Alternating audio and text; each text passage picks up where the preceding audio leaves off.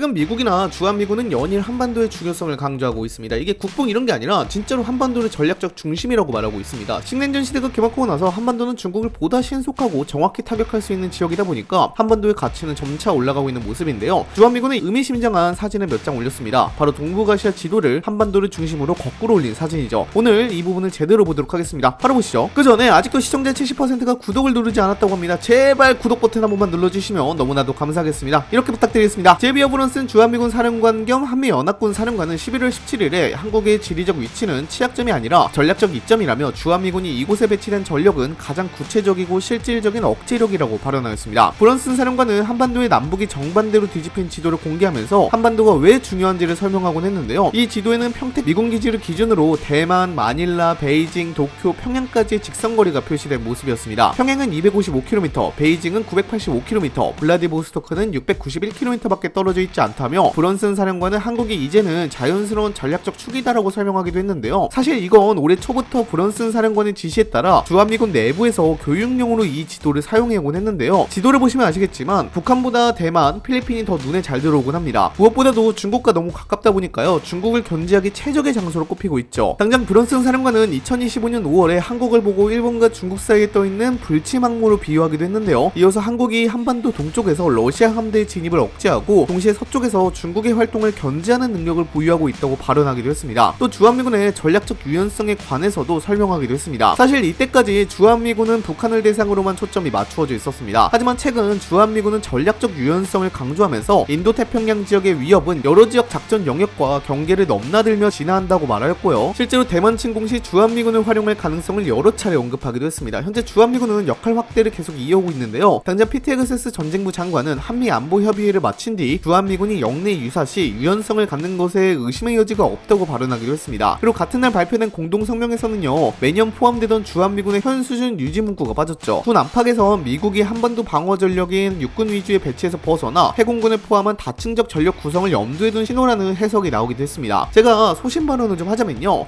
이제는 중립을 할 때가 아닙니다. 예전처럼 안미 경중을 하던 그런 시대는 지났습니다. 미국과 중국 간의 대립이 극대화되는 시대에 괜히 중립 노선을 탔다가 양쪽에서 둘 다 내팽개쳐질 수도 있습니다. 현재 미국은 한국과 주한미군을 활용하여 중국 억제 역할을 넘어 북한과 중국, 러시아를 포괄하는 삼방 억제 전력을 재정의해야 한다는 구상을 하고 있습니다. 한반도를 출발점으로 동해 서해와 일본, 필리핀을 다 합쳐서 억제 작전을 구현하겠다는 의미죠. 결국 주한미군이 동북아시아 전역에서 작전 효과를 발휘할 수 있는 구조로 재편될 가능성을 예고하는 대목입니다. 실제로 주한미군은 대부분을 차지하는 지상군을 감축하고 대만 유사시 역할을 할 수 있는 해공군을 늘리고 다영역 임무군을 배치하는 등의 방식으로 규모, 편성, 역할이 조정될 수 있단 말이 계속 나오고 있습니다. 정말 대만 침공이 발생하면 주한미군으로서는 육군보다는 해공군을 보내는 것이 더 신속하게 대응할 수 있기 때문에 그것을 미리 준비하는 듯한 모습입니다. 해공군을 늘려서 바로 대만에 투입한다는 계획이죠. 물론 한국으로서는 주한미군의 역할이 확대되는 흐름이 부담스럽게 느껴질 수 있습니다. 그동안 주한미군은 북한 도발을 억제하고 한반도 안정에 초점을 맞춰온 전력이었고 한국 사회도 그 틀 안에서만 주한미군을 바라봐왔습니다. 그런데 지금 미국이 요구하는 역할은 완전히 다른 차원입니다. 한반도를 넘어 동북아 전체, 더 나아가 인도태평양 전역을 아우르는 전략 축으로 확정되었고요. 이 말은 곧 중국을 직접 견제하는 전력의 일부가 된다는 의미입니다. 한국이 체감하는 무게는 당연히 커질 수밖에 없습니다. 하지만 문제는 시대가 이미 다른 단계로 넘어갔다는 점입니다. 2010년대 이전이라면 한국이 중국과 경제, 문화 교류를 강화하며 일정한 균형을 유지할 수 있었던 시기였습니다. 당시 중국은 대외적으로 신중한 태도를 유지했고 패권을 향한 확장 움직임이 지금만큼 노골적이진 않았습니다. 한국은 중국과 일정한 우호적 거리를 유지하면서도 미국과의 동맹을 병행할 수 있는 여지가 분명히 존재했습니다. 그러나 지금은 그 구조 자체가 무너졌습니다. 중국은 더 이상 조용한 성장 국가가 아니고 주변 해역에서 군사력을 적극적으로 행사하는 국가가 되었습니다. 이미 남중국해는 사실상 중국화가 진행되었고 서해에서도 인공구조물을 건설하면서 영향력을 넓히고 있습니다. 최근 들어 중국이 서해에 인공구조물을 설치하며 영해 개념을 넓히는 움직임은 한국의 직접적인 경고로 받아들여질 수밖에 없습니다. 한국으로서는 단순한 해양 분쟁이 아니라 전략 공간이 잠식되는 상황을 마주한 것입니다. 이 환경에서 주한미군이 북한만 상대하는 전력으로 남아있는 것은 한국에 오히려 손해가 됩니다. 미국이 한국을 바라보는 시각이 바뀌었다는 것은 한국의 전략적 가치를 더 높게 평가한다는 뜻이고 이는 한국이 미국, 인도태평양 구도에서 핵심 국가로 편입된다는 의미이기도 합니다. 당장 핵잠수함을 일본보다도 먼저 한국에 승인한 이유를 생각해보면 이해가 쉽죠. 시대가 변했기 때문에 한국의 선택도 바뀔 수밖에 없습니다. 예전처럼 균형 노선을 유지하며 두 강대국 사이에서 거리를 조절하는 방식은 현실성이 크게 떨어지고 있습니다. 중국이 더 강하게 압박하고 미국이 더 명확한 역할을 요구하는 상황에서 중립에 가까운 움직임을 유지하면 오히려 양쪽 모두에게서 신뢰를 잃는 결과로 이어질 가능성이 높습니다. 그렇다면 지금 구조에서 한국이 얻을 수 있는 가장 현실적이고 실질적인 기회는 무엇이냐면 뭐냐면 미국이 한국을 핵심 파트너로 인정할 때 따라오는 외교적, 안보적 이득입니다. 주한미군의 전략적 가치가 높아지면 한국은 안보 보증을 더욱 견고하게 확보할 수 있고 중국과 러시아의 압박 속에서도 목소리를 유지할 힘을 가지게 됩니다. 한국이 주도적으로 선택할 수 있는 공간이 커지는 것입니다. 결국 지금의 국제 환경은 한국이 과거에 머물러 있을 수 없는 시대입니다. 변화는 이미 눈앞에서 진행되고 있고 이 변화 속에서 한국이 어떤 위치를 차지하느냐가 앞으로의 10년을 좌우하게 됩니다. 무엇보다도 주한미군의 전략적 역할이 변화하는 가장 큰 이유는 중국의 군사적 행보가 더 이상 주변국의 우려 수준에서 머무르지 않고 실제 행동으로 이어질 조짐을 보이고 있기 때문입니다. 중국은 대만을 무력으로 통일하겠다는 의지를 여러 차례 드러냈고 중국군의 항공기와 군함이 대만 주변에서 작전하는 빈도도 계속 늘고 있습니다. 이런 흐름이 이어지면 언제든지 남중국해나 대만 해협에서 급격한 충돌이 발생할 수 있는 상황이 되고요. 미국 관점에서 즉각 대응할 수 있는 전력은 결국 서태평양에 이미 배치된 주일미군과 주한미군입니다. 주일미군은 일본 정부와의 협정 구조가 워낙 견고하게 잡혀 있어서 작전 전환이 빠르게 이루어질 수 있지만 주한미군은 조금 다릅니다.